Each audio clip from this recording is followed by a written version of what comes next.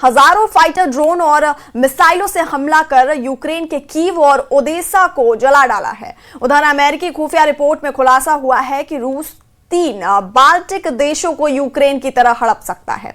Putin के target पर पूर्वी यूरोप के भी देश बताए गए हैं। इस बीच मियामी में पीस डील मीटिंग में जेलेंस्की ने फिर से सिक्योरिटी गारंटी मांगकर पुतिन को भड़का दिया है।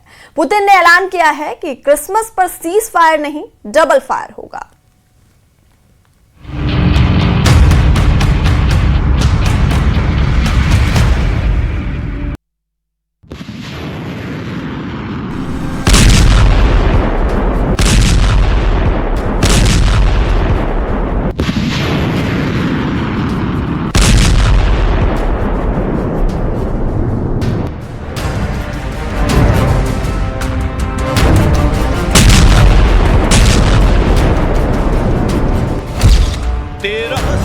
फाइटर ड्रोन से हमला,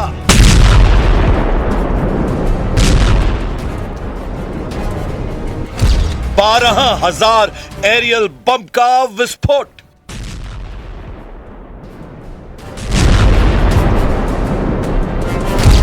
90 मिसाइलों के धमाके,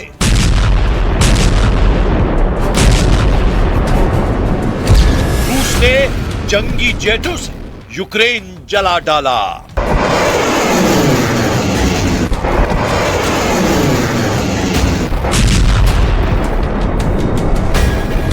रूस ने भयानक बदला लिया है।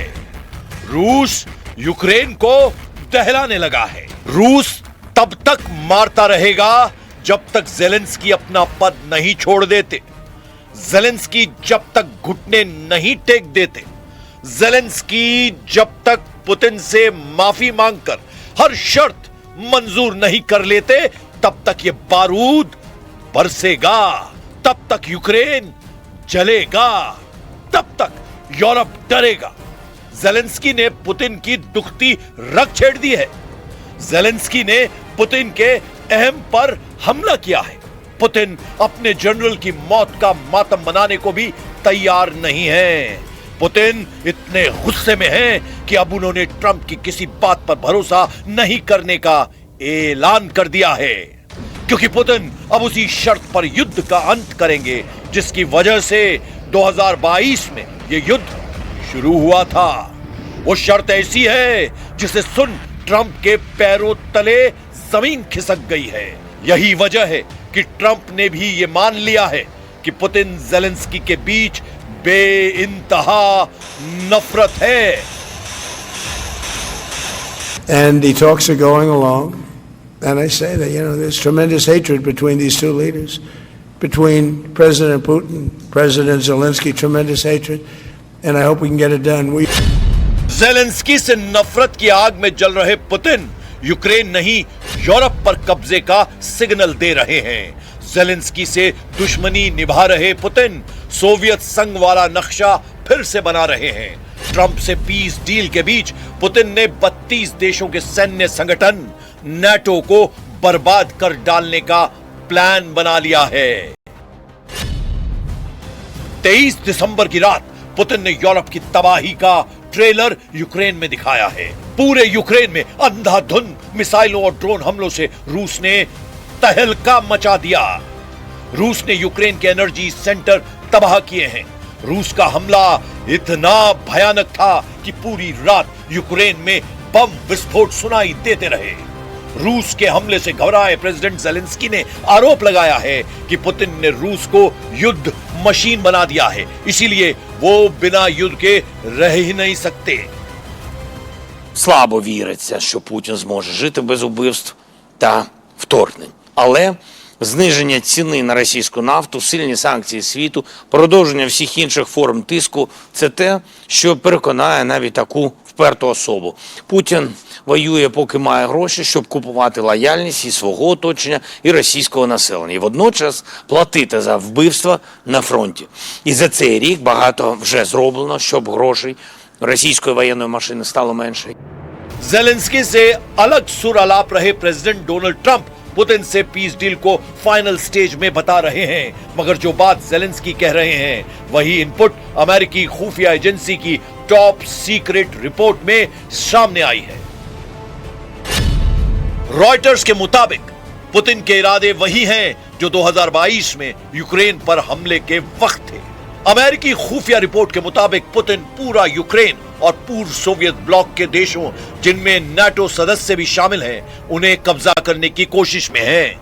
अमेरिकी हाउस इंटेलिजेंस कमेटी के डेमोक्रेट मेंबर माइक क्विगली ने दावा किया है कि पुतिन को यूक्रेन से ज्यादा बहुत कुछ चाहिए। वहीं अमेरिका की खुफिया रिपोर्ट को रूस ने सिरे से खारिज कर दिया है। Во-первых, мы не знаем, насколько они достоверны, это первое. Мы действительно видели какие-то разрозненные сообщения на этот счет, но даже если это соответствует действительности, то это из разряда ситуации, когда разведка делает какие-то ошибочные рассуждения, исследования и выводы. Это абсолютно не соответствует действительности. अमेरिकी इंटेलिजेंस रिपोर्ट सामने आते ही यूरोप और नाटो देशों में हड़कंप मच गया है। वहीं रूस ने खुफिया रिपोर्ट के दावे को मनगढ़ंत बताते हुए फिर से गारंटी दी है कि वो नाटो पर कोई हमला नहीं करेगा। И не преследует приписываемые нашей стране завоевательные цели.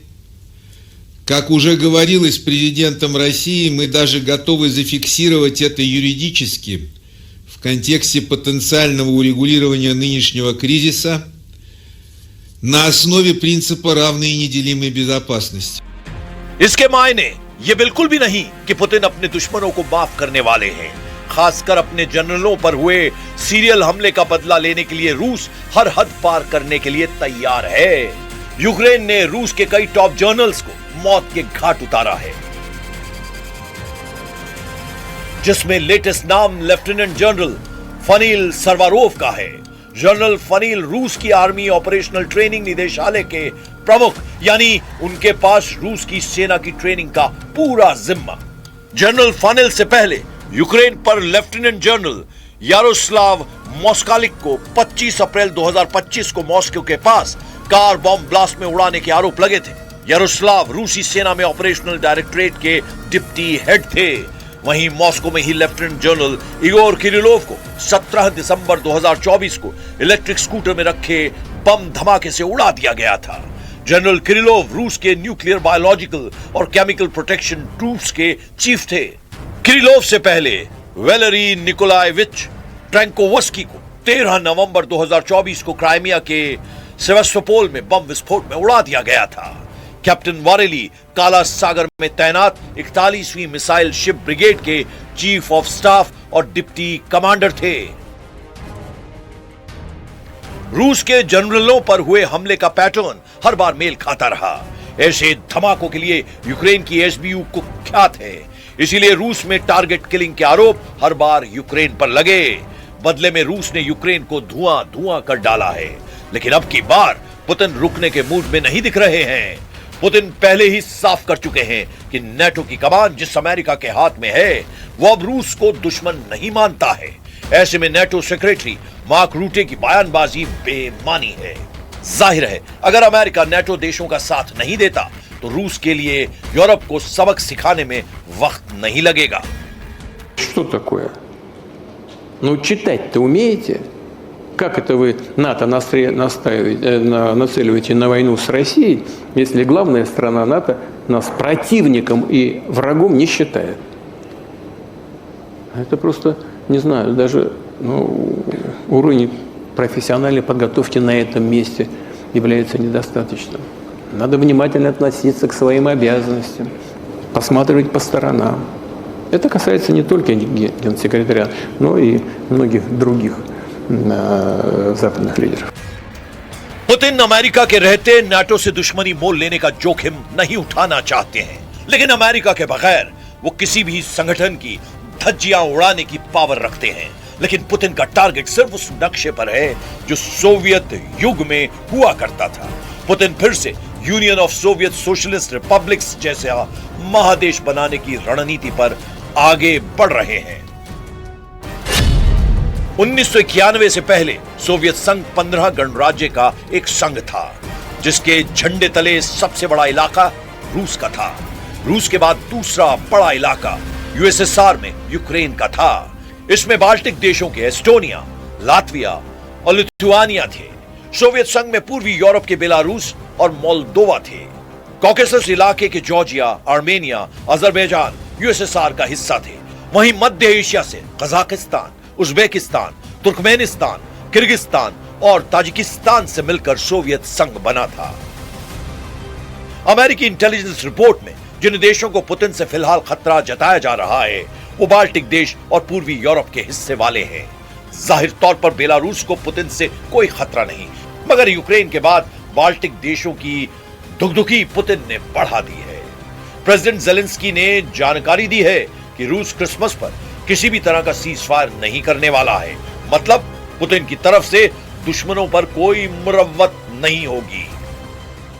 Проблемне питання в тому, що коли Росія каже, різдвяного перемир'я не буде, я вважаю, що це, в принципі, завжди вони, те, що вони говорять, вони підкреслюють такі залякування. І, в принципі, я попросив після їх цих сигналів максимально посилитись нашу розвідку, ну і зрозуміти, що, де ми знаходимося. Ми розуміємо, що якраз в ці дні вони можуть і, ну, це в їх характері, на Різдво, бо так, ви знаєте, саме на наше Різдво, так, да, зробити якийсь масований удар, і тому я хотів...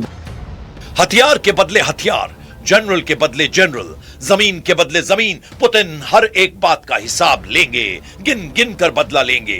दुश्मन के नाम बदलते रहेंगे, लेकिन पुतिन के बदले का स्टाइल नहीं बदलने वाला, क्योंकि प्रेसिडेंट पुतिन ये मानकर चल रहे हैं कि ट्रंप के साथ चल रही पीस डील के फाइनल होने की उम्मीद बेहद कम है।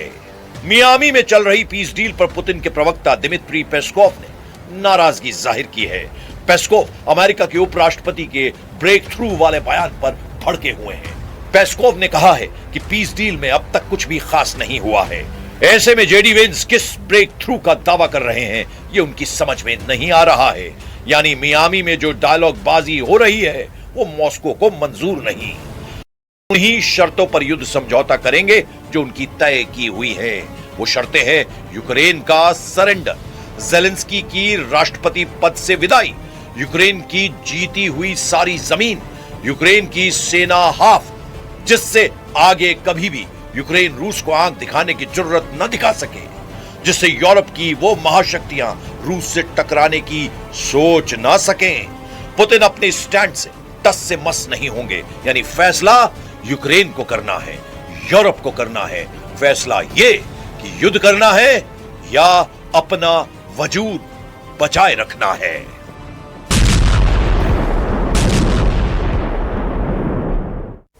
और वक्त हो गया है बहुत छोटे से ब्रेक का, बने रहिए हमारे साथ।